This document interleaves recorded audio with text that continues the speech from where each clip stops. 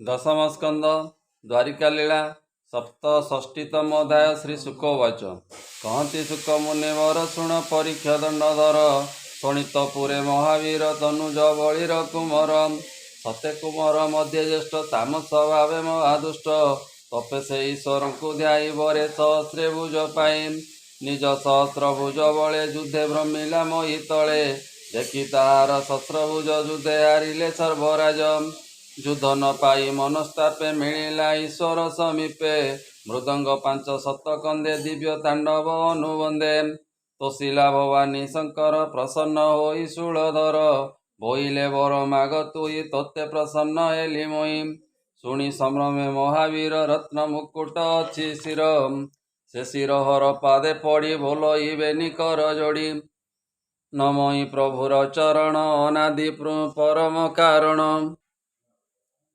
ए summer अर्थे तीन लोके तुले खोजिली एके एके तु नाथ सर्वलोक गुरु भक्त जन काम पुरु अपूर्ण काम जेते जन तुम्बे तांक कल्पद्रुम सर्व संपद पारु देई भक्त जेमत लोड़ई सहस्रे देलु मते कर केवल भाग्य ए मोहर अप्रयोजन भुज बई संग्राम सुख मोर नाई मो सुखे न मलिले केही तु मात्र अछु शेष होई समरे भुज दंड बले भ्रमिली अवनी मंडले ऐरावत आदि नागे थिले जे अष्टदिग भागे ताहांक तुले मु आनंदे समर करिवार सदे पर्वते पिटिली मुकर तक्षणे गिरी हेला चूर देखी मोर भुज तेज भये भाजिले सर्वराज एमते शुणिता वचन कोप नयन त्रिलोचन मने विचारी महेश्वर बोलंती देव विश्वम्बरम बोइले शुण बाणवीर रथे जे अछि ध्वज तोर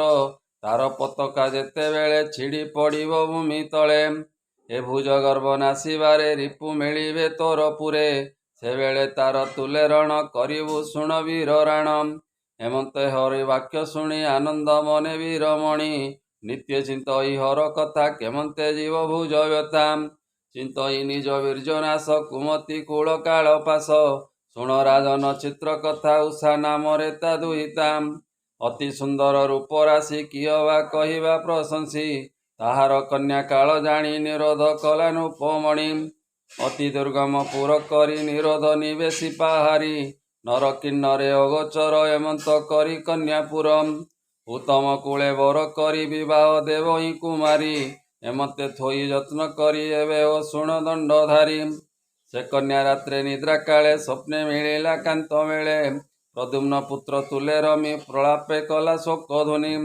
एकांत काहीं गले छाड़ी शोक सागरे मते एड़ी न देखी छाड़ी भी जीवन देखा सुंदर वदनम एमते निद्रा भोले वाणी उठिले सखी जने शुणी सचेत करिण बहन बसाई कहंती वचनम बाणासुरर मंत्रीवर भुकु भांड बोली नाम तार तार दुहिता चित्र रेखा कन्यार तुले अछि एकाम अंतरे अछंती कामिनी से बोले कन्या कोले घेनी शुण सुंदरी मोर वाणी तोर पियर नुपमणि विवाह न देला नुपवरे थोइला बंदी प्राय घरे कांत तोहर संगे काहीं प्रलाप करू काहीं पाई एत नुह भल चिन्ह शुणिबे द्वारपाल जन कहिबे तोर पिता आगे कष्ट होइब मोर भागे तार वचन कर्णे शुणी उषा बोलई मने उणी स्वप्ने मु देखिली पुरुष अति सुंदर तार वेशम श्यामल कमल लोचन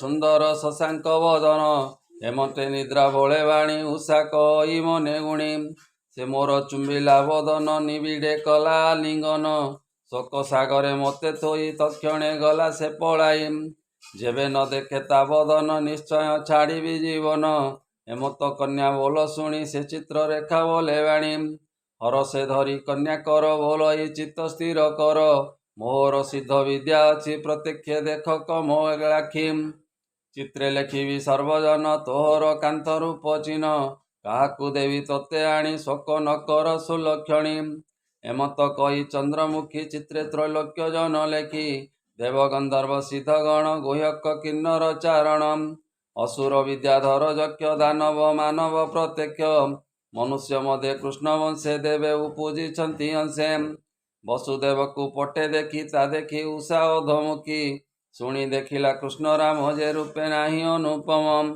ମଦନ କୃଷ୍ଣ ପାଶେ ଲେଖି ଉଷା ତା ଦେଖି ଅଧମୁଖୀ। ପ୍ରଦ୍ୟୁମ୍ନ ପୁତ୍ର ଅନିରୁଦ୍ଧ ଦେଖନ୍ତେ ଉଷା କଲା ସଦମ୍। ଆକାଶ ଦୃଷ୍ଟି ସ୍ଥିର ରଖି ପଲକ ନ ପଡ଼ଇ ଆଖି। ବୋଲଇ ଚିତ୍ରରେଖା ଚାହିଁବ ସଖୀ ସେ ପୁରୁଷ ଏଇ। ଆନନ୍ଦେ ହରସ ବଦନ ସଖୀ ଜାଣିଲା ତାର ମନ। ସିଦ୍ଧ ଯୋଗିନୀ ଯୋଗ ବଳେ ଉଡ଼ିଲା ଗଗନ ମଣ୍ଡଳେ। ଏମନ୍ତେ ପ୍ରକାଶିଲା ନିଶି ବେଗେ ଦ୍ୱାରକାପୁରେ ପଶି। ଅନିରୁଦ୍ଧର ନିଦ୍ରା କାଳେ ହରିଲା ଯୋଗ ମାୟା ବଳେ। ଶଯ୍ୟା ସହିତେ ଶୂନ୍ୟ ପଥେ ଘେନି ଯେ ଚଳନ୍ତି ତୁରିତେ। ଗଗନ ମାର୍ଗେ ଅତିଖରେ ପ୍ରବେଶ ଶୋଣିତ ନଗରେ। ଉଷା ଶୟନେ ଦର୍ଶନ କରାଇ ସଖୀ ତୋଷ ମନ। ଉଷା ପୂଜିଲା ବୀରପାଦ ଛାଡ଼ିଲା ମନର ବିଷାଦ। ଏ ସୁନ୍ଦର ବର ଦେଖି ହସି ରହିଲା ହୃଦୟ ବିଶ୍ୱାସୀ। ଏକାନ୍ତପୁର ମଧ୍ୟ ଥାଇ ଯହିଁ ପୁରୁଷ ଭେଦ ନାହିଁ। ପୁଷ୍ପ ଚନ୍ଦନ ଧୂପ ଦୀପେ ଆସନ ଭୋଜନ ସମୀପେ। ଏକ ବସନ ବେନି ଦେହେ ସେବା ସୁବାକ୍ୟ ମନୋମୟେ। ଆତ୍ମା ରସିକ କୃଷ୍ଣ ବଳା ରତି ପଣ୍ଡିତ କାମ କଳା। ଗୋପତେ କନ୍ୟା ପୁରେ ଥାଇ ଅଧିକ ସ୍ନେହ ଭାବ ବହି। ରାତ୍ର ଦିବସ ନ ଜାଣିଲା ଏମନ୍ତେ କେତେ ଦିନ ଗଲା। କୁମର ପ୍ରେମ ପ୍ରିୟ ମୋହରେ ରହିଲା ବୀର ଅନ୍ତପୁରେ। ଏମତେ ଶୁଣି ନରପତି କନ୍ୟାର ଦେଖି ଦୁଷ୍ଟମତି। ଯଦୁ କୁମର ସଙ୍ଗେ ରମି ଚିହ୍ନ ଦିଶଇ ରତି ଶ୍ରମୀ। କନ୍ୟାଭୂଷଣ ଚିହ୍ନ ମାନ ଦେଖି ଡରିଲେ ଦ୍ୱାରିଜନ। ତକ୍ଷଣେ ନୃପନାଥ ଆଗେ କହିଲେ କର ଯୋଡ଼ି ବେଗେ। ଶୁଣ ରାଜନ ଚୂଡ଼ାମଣି ଦେଖିଲୁ ତୋହର ଦୁଲଣୀ। କୁଳ ଦୂଷଣ କନ୍ୟା ଗୁଣ ରାଜନ ସାବଧାନେ ଶୁଣ। କନ୍ୟାର ଦ୍ୱାରେ ଆମ୍ଭେ ଥାଇ ଦଣ୍ଡେ ଅବକାଶ ନାହିଁ। ଶଶୀ ତପନ ଶୂନ୍ୟ ଥାନ୍ତି କନ୍ୟାର ରୂପ ନ ଦେଖନ୍ତି। ପୁରୁଷ ଦୃଷ୍ଟି ଯହିଁ ନାହିଁ ପବନ ତେଜ ନ ଲାଗଇ। ପରେ ଦୂଷିତା କନ୍ୟା ଦେଖି ଅଇଲୁ ଭବନ ଉପେକ୍ଷୀ। ତୋର ତ ଇଚ୍ଛା ଏବେ କର ଏଥକୁ ସାକ୍ଷ୍ୟ ଦିନ କର। ଆମ୍ଭେ ଜାଣିବୁ ଅବା କାହିଁ କହିଲୁ ଆମ୍ଭ ଦୋଷ ନାହିଁ। ଶୁଣି ଚକିତ ନୃପବର କାତରେ କମ୍ପଇ ଶରୀର। ଶୁଣି ନ ଚଳଇ ଚରଣ ଦୁର୍ଗମ ଦୁହିତା କଷଣ। ବାଣ କୋଦଣ୍ଡ ଧରି କରେ ବେଗେ ମିଳିଲା କନ୍ୟାପୁରେ। ଦେଖିଲା ମଦନ ତନୁଜ ଆଜାନୁ ଲମ୍ବେ ବେନି ଭୁଜମ୍। ପିତବସନ ହୃଦେ ଯାର ଅଶେଷ ଭୁବନ ସୁନ୍ଦର। ଶ୍ୟାମ ସୁନ୍ଦର ପଦ୍ମ ନେତ୍ର ଅଳକା କପୋଳ ବିଚିତ୍ର। କର୍ଣ୍ଣେ କୁଣ୍ଡଳ ବେନି ଶୋଏ ସୁନ୍ଦର ରୂପ ମନୋମୟେ। ଅଧରେ ଶୋଏ ମନ୍ଦ ଆସ ସୁରତେ ବସି କନ୍ୟା ପାଶ। ଅକ୍ଷ ଖେଳଇ ପ୍ରିୟା ସଙ୍ଗେ କୁଚ କୁଙ୍କୁମ ଶୁଭ ଅଙ୍ଗେ। ମଲ୍ଲିକା ପୁଷ୍ପମାଳ ହୃଦେ ଆନ୍ଦୋଳ ବେନି ଭୁଜ ମଧ୍ୟେ। ଏମତେ କନ୍ୟାର ସମୀପେ ଦେଖି ଦାନବ ମହାକୋପେ। ଚକିତେ ଚଉଦିଗେ ଚାହିଁ କୋପେ କୋଦଣ୍ଡେ ଗୁଣ ଦେଇ। ଅନେକ ବୀର ତାର ସଙ୍ଗେ ଦ୍ୱାର ରୁନ୍ଧିଲେ ଅତି ବେଗେ। ଦେଖି ତାହାର ସୈନ୍ୟ ବଳ ସମ୍ଭ୍ରମେ ପ୍ରଦ୍ୟୁମ୍ନର ବଳ। କରେ ପରିଘ ଶସ୍ତ୍ର ଧରି ଉଠିଲା ଘୋରନାଦ କରି। କନ୍ୟାର ଆଗେ ହୋଇ ଉଭା କୃତାନ୍ତ ପ୍ରାୟ ଦିଶେ ଶୋଭା।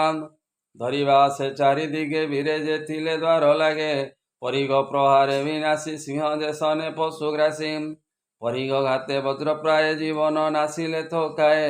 କାହାର ଭୁଜ ଦଣ୍ଡ ଛିଡ଼ି ପଳାଇ ଗଲେ ରଣ ଛାଡ଼ି। ଦେଖିଣ ଅନିରୁଦ୍ଧ ଗତି ନାଗ ବନ୍ଧନେ ମହାରଥୀ। ଅନିରୁଦ୍ଧକୁ ବେଗେ ବାନ୍ଧି ତା ଦେଖି ଉଷା କନ୍ୟା କାନ୍ଦି। କହଇ ବିପ୍ର ଜଗନ୍ନାଥ ନାଗ ବନ୍ଧନେ କାମ ସୁତ। ରାଜନ ସାବଧାନେ ଶୁଣ କୃଷ୍ଣ ନାସିବେ ଏକ କ୍ଷଣ। ଇତି ଶ୍ରୀମଦ୍ଭାଗବତେ ମହାପୁରାଣେ ପରମହଂସ୍ୟାଂ ସହିତାଂ ବୟାସିକ୍ୟାଂ ଦଶମ ସ୍କନ୍ଧେ ଉଷା ହରଣେ ଅନିରୁଦ୍ଧ ବନ୍ଧନେ ନାମ ସପ୍ତଷଷ୍ଟିତମୋऽଧ୍ୟାୟ। बोल आनंदे एक बार हरि हरि बोल।